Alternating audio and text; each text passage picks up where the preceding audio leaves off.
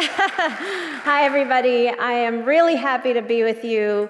I was sitting in the green room doing a Zoom with the governor of Connecticut, and I had to say, Governor, I'm sorry, I've got to go speak to a wonderful group of people, so I'm here with you. I really appreciate Bioneers having me again, especially because I spoke a couple years ago. Some of you may have heard me, but we're in a really incredibly historic, inspiring, just upheaval moment of worker revolt in this country. And I don't know how many of you are aware of it. I'm going to share what's going on. But as much as you are going to spend time in this conference thinking about all the things that are wrong, I'm coming to share with you that something incredibly inspiring, positive is happening that we all could glom onto to create some real transformative change on a wide range of issues. So let me first share with you a little bit about me and the history of this issue. I've been working on raising wages and working conditions in the restaurant and service sector for over 20 years now, quite getting older. But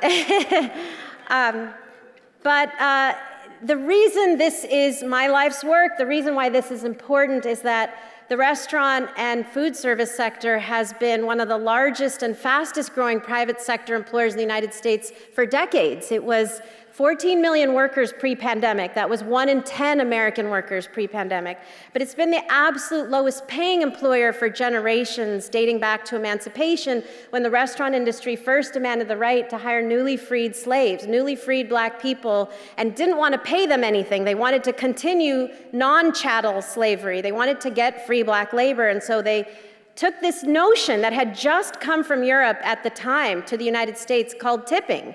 Tipping in Europe had always been an extra or bonus on top of a wage. They took that notion, which had just come to the US, and they mutated it from being an extra or bonus on top of a wage to becoming the entirety of a black person's wage in the United States. They said, I'm not gonna pay you, but you're gonna have the wonderful fortune of getting to get these white people's tips. And so they did. They created a system in which tipping was the only income for a workforce that was mostly black women. In 1919, an entity was formed to make sure this policy, this idea that these workers got only tips, stayed in place, called the National Restaurant Association. We call them the other NRA. They were founded in 1919 with this express mission and intent. In 1938, they made it the law. When everybody else got the federal minimum wage as part of the New Deal in 1938, these workers were mostly women. Black women were left out and told, you get nothing, you just get tips. And we went from $0 in 1938 to the extraordinary $2.13 an hour, the current federal minimum wage in the United States of America, for what I just told you is one of the largest workforces. In fact, the #1 fastest growing workforce, the #2 largest private sector workforce in America, legally gets to still pay at the federal level $2.13 an hour. And while California is one of 7 states that rejected this system many decades ago, most states, 43 states in the US, still have a wage for these workers that is under $5 an hour. So New Mexico is $2, and Pennsylvania is $2.83, and Massachusetts is still at $5. And Connecticut, I just got off they're at $6.38. It's a shame. It's a shame in 2023 that America gets to still allow this industry, which is essentially telling Americans, we shouldn't have to pay our workers. You, the customers, should pay our workers' wages for us through your tips.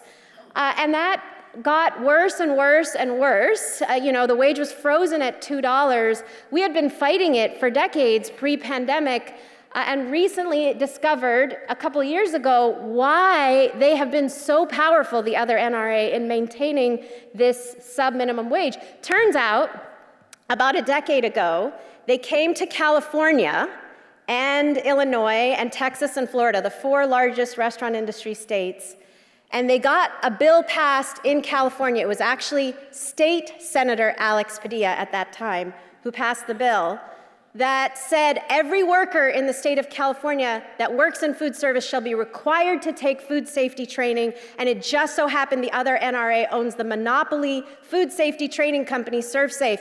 So for the last decade, millions and millions of the lowest wage workers in California have been required to pay this food safety training. The other NRA takes that money and then has ballooned their lobbying budget to lobby against those same workers' wage increases without those workers knowing about it. Millions of workers across this country have been funding their own wage suppression for decades without them knowing about it.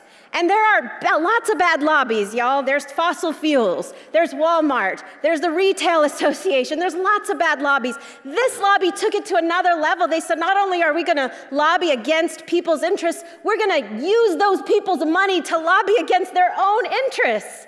How sadistically genius is that?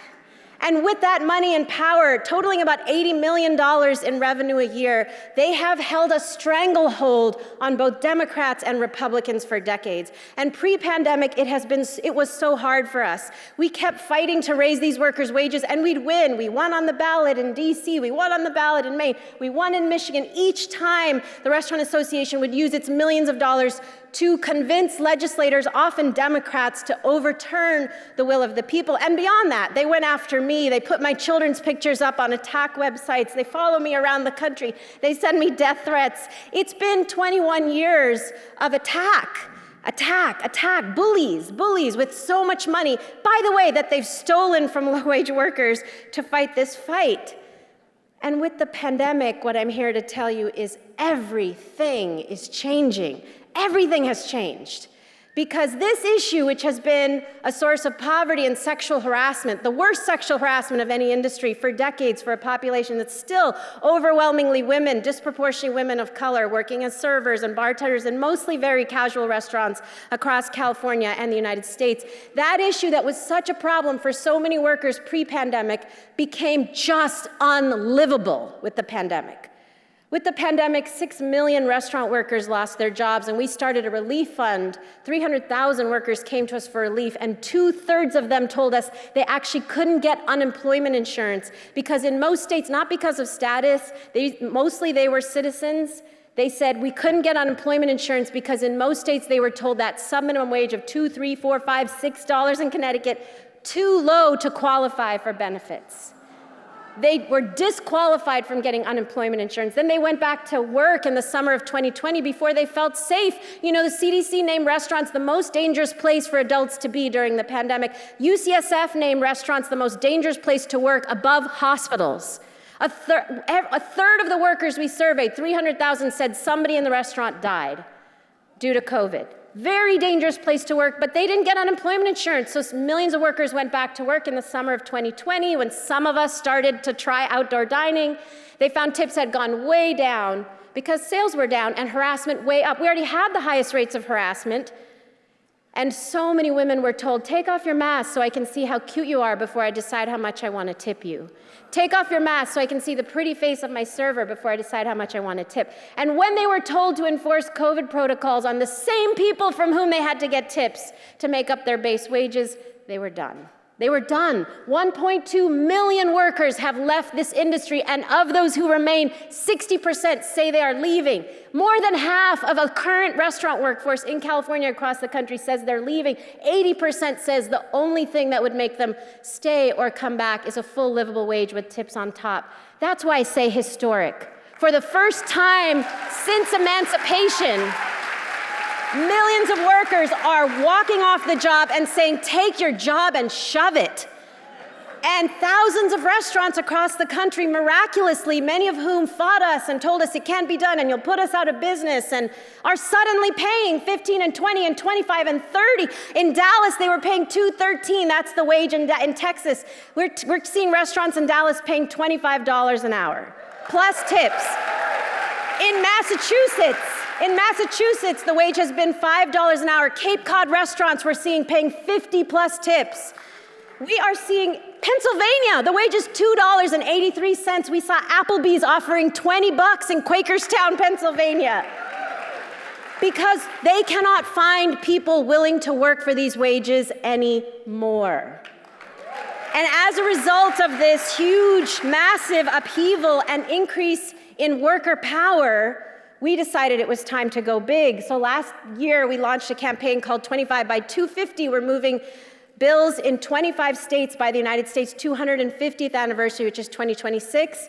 And last year, we won our first major victory in our nation's capital, where 76% of DC voters voted to raise the wage for tipped workers from $5 to $16.75, a 300% wage increase for tipped workers in the nation's capital. This year, we have legislation and ballot measures moving in 15 states, including Connecticut, which is why I was on the call with the governor. And next year, here's what I hope is especially exciting to people in California.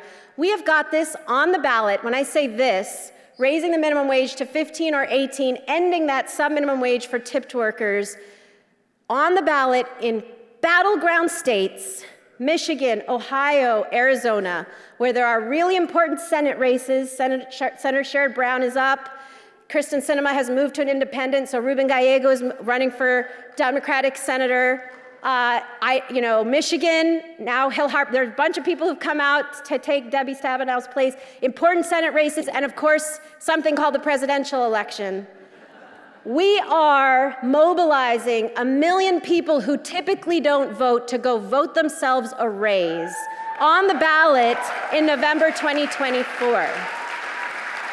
And that is so exciting because this is a population with a 12% voter turnout rate. This is a population that has seen Democratic and Republican administrations go by and their wages have been frozen at $2, $3, and $4, and $5. So I ask you, if you were a single mom, we have the highest rates of single moms of any occupation. If you were a single mom in Michigan where the wage is $3.63, and you've seen Democrats and Republicans go by, and you work 2 or 3 jobs to get those tips, would you leave your job on election day to go vote when you have not seen any change in your basic ability to survive come from voting? And yes, I hear people in the Bay Area say, well, don't they understand? Don't they understand? There are so many other issues that matter to us as people, climate, reproductive justice, so many others. Yes, they understand. They're not dumb. They understand. But they also understand that thus far, taking the time out to vote when you've got 3 jobs and your wage has been frozen at $3 for decades has not actually resulted in any change in your ability to feed your family. And that has to come first. That has to come first. Your ability to put food on your family's table and feed yourself has to come first. So,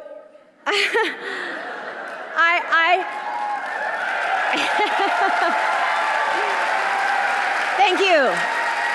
Thank you.